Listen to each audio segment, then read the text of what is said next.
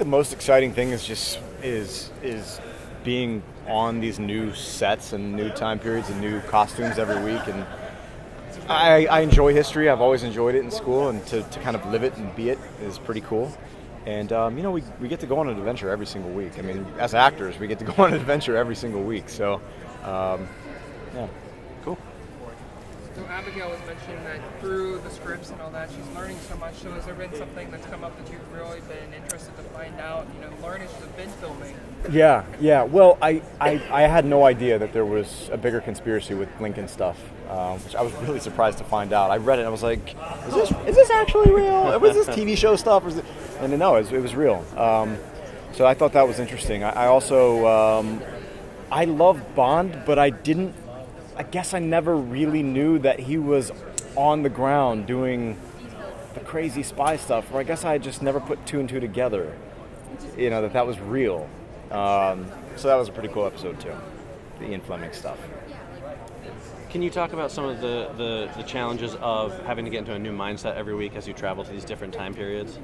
Yeah, well, I mean, at the end of the day, the characters are constant, so we're from a practical standpoint, trying to move, and of course, being a soldier, there's a lot of activity. I do a lot of fighting. It's not a spoiler, but yeah, to have to do fighting in like massive wool coats, and I have no idea how these guys fought wars back then. Like, I really don't, because like my boots suck, my calves were sore, walking around the Alamo in boots that are not really made for feet. Like, right. I don't know how they fought wars. I mean, I guess that's why they lined up and just shot each other, because they couldn't move. Right. So, I suddenly have a new understanding of why war was the way it was. Right. But the challenges of that are interesting. And, the weaponry. I mean, these guys had balls of steel. Right. I mean, to line up and try to shoot each other with like muskets that might or might not have gone off at any moment, it's just... I feel like I've learned a lot, just by dressing in the costume and being on the sets and holding the weapons and, what these people actually went through. Yeah. Great. So you guys have got to explore a lot of great periods through history already. Yeah. But are there any that you hope that you can do in the future? Man, I feel like all the ones that I would have said we're doing. We're doing the space race. I love the space race. So I love learning about it. When I was a kid, I had a space shuttle hanging in my room on like fishing line. It was glow in the dark. It was really cool. I put it together. I love doing the World War II stuff. The Nazi Germany stuff was incredible. And I mean, the Civil War stuff for the second episode was incredible. I've always loved Civil War, learning about the Civil War stuff. Speaking of the costumes, though, that was really difficult because it was still really hot in Vancouver at that point, and our stages were so hot, and me and Malcolm had these big wool, Civil War uniforms, and that was challenging. But I don't know. There's so many time periods, and even the ones that I feel like might be a little stale are not. Once we start shooting it, and once I see the set, and I see the costumes, and you feel the environment around you. It's not stuffy. It's real, and it's interesting. Cool. Yeah. So first of all, I'm a big fan of your work at Cold War. Oh, thank you. And also, Wyatt is really interesting because he's the puzzle piece that can fit in pretty much any time period, whereas Lucy and Rufus obviously are still being female. Yeah. So how does he approach that? He's a powerful guy. He can see it to sort of whatever he wants. So. Yeah, I think that, on the surface, obviously, there are the obvious differences. Lucy being female, Rufus being African-American. But also keep in mind that all three are contemporary adults in 2016. So we even saw from the pilot, little things that could actually get you in big trouble, little differences in how people speak. If you're trying to pretend that you're from a certain period, or you are who you're saying you are, and your speech is totally different, your use of grammar is different, your language is slightly off, you're going to give yourself up.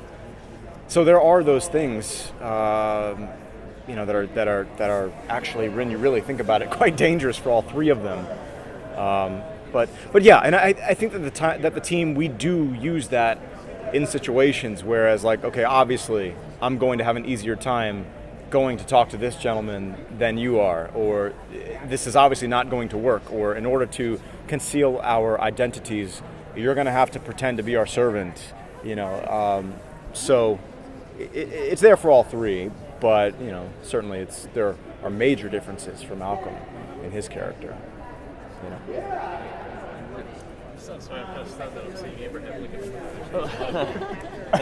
Yeah, he's in Levi's. Yeah. So Abigail mentioned that the three of you guys as actors kind of got thrown together without knowing each other and sort of got thrown into this mix right away. Did you find that it led to a really quick bonding experience?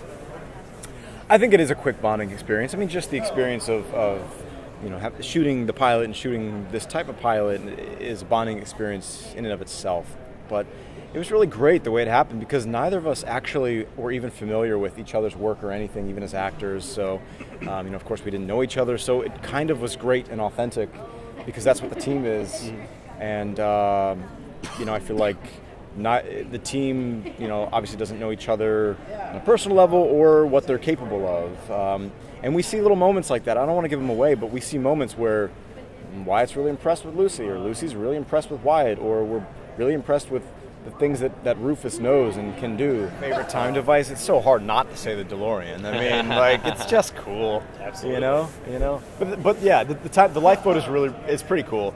What I love about the lifeboat, to make another Star Wars reference because I'm a Star Wars geek, is the lifeboat reminds me a lot of the Millennium Falcon. Like it's kind of beat up, it's kind of dingy, but like we kind of love it, And like maybe it works, maybe it won't, but that's the fun of it, And the mothership, it looks good too, I guess. But yeah, I mean, I kind of love the lifeboat. It's fun. Yeah. Awesome. You mentioned that this is not, in his mind, a true sci-fi program, but I mean, film is different time periods. I certainly think it's an underbelly of social commentary. That's yeah. Too for you guys to kind of talk about and explore.